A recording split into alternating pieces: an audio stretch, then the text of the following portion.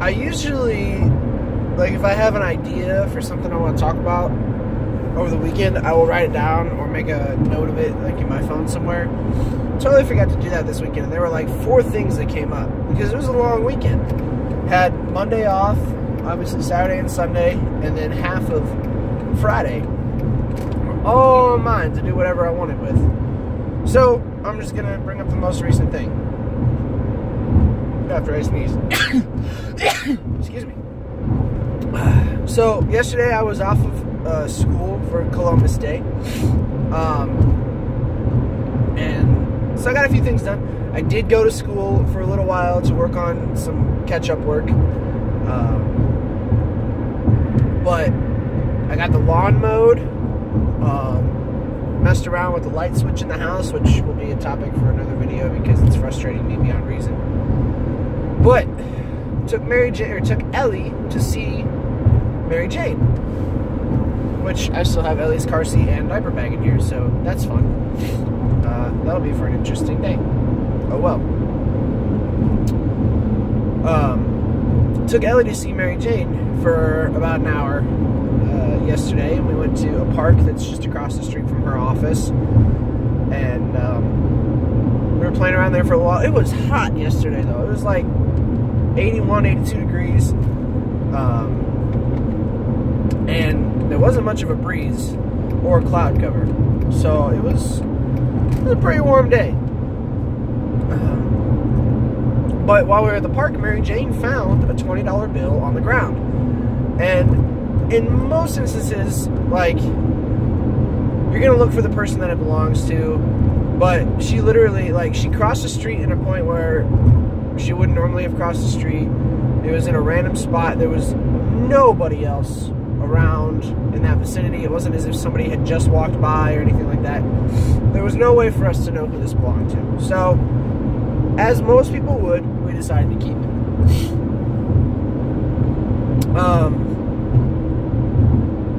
So, we're like, okay, 20 free bucks. What do we do with it?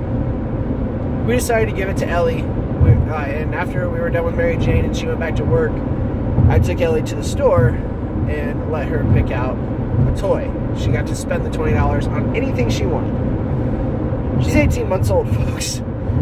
I don't know if you've ever gone to a store with a 1 to 2 year old and said, just pick something.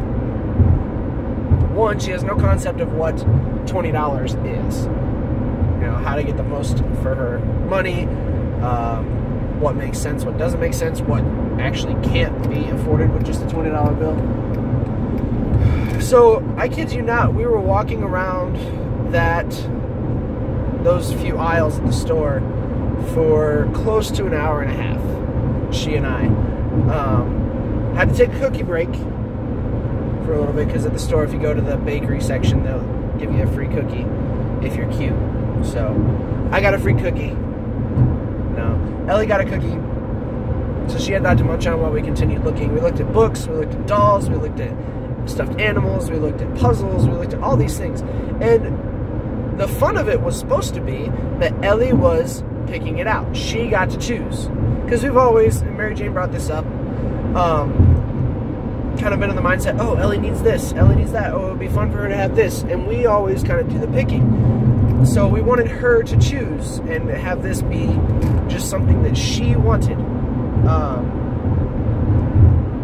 because it was found money. It wasn't anything that we had plans for. And so it's hard to have her walk through there, one, because she's only like a couple feet tall and can only see like the first 2 shelves, so everything above that doesn't exist to her. So I was picking her up and putting her on my shoulders and carrying her around a little bit.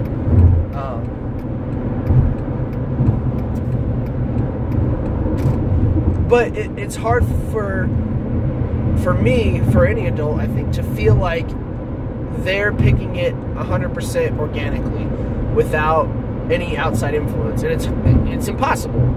It was impossible to feel like she was the one doing the picking, because I was pulling things down from the higher shelves saying, do you like this? I was saying, okay, now let's go look at this. Like, she would have stood in front of the Doc McStuffins Play Hospital for the whole hour and a half, but it was $40, and we weren't going to get it.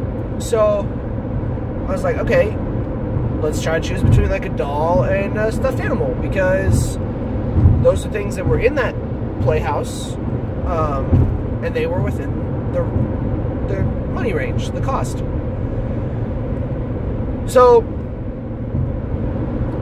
I guess kind of the segue here is, how many of our own decisions are made organically as well? How much do we truly choose, and how much is put upon us by others? And I think it's a lot more than we want to admit, especially lately with just the total onslaught of social media and the news and all these things that are constantly bombarding us. Even our conversations with our friends, our Snapchats, the ads on videos and Snapchat and everywhere as you're scrolling through everything. There's ads. There's memes, there's articles. It's just a mess of stuff, of information. And so how often are we even given the opportunity to make our own choices about things without some sort of outside influence, some sort of something telling us how to feel? It's like shopping for a toy with a 2-year-old, with a less than 2-year-old. Almost impossible. And as adults, as independent thinkers and learners, we like to believe that, yes, we are making our own decisions, and that our thoughts are completely ours, and our opinions are just that, our opinions, and nobody else influences those. But I don't think that's true. And as much as you even try to stay away from the arguments of politics or religion or sports teams, you have to have an opinion when it comes to most of those things. And really, there's only two sides to every argument. There's for and there's against. So you got to choose one, and the choice you make is not entirely dependent on yourself. Thank goodness we only have to make two choices, but there's a plethora of topics about which we need to make those choices. Just like walking through the toy aisle at the store, maybe we're only seeing the first two shelves. Maybe we're not seeing everything that's over our heads.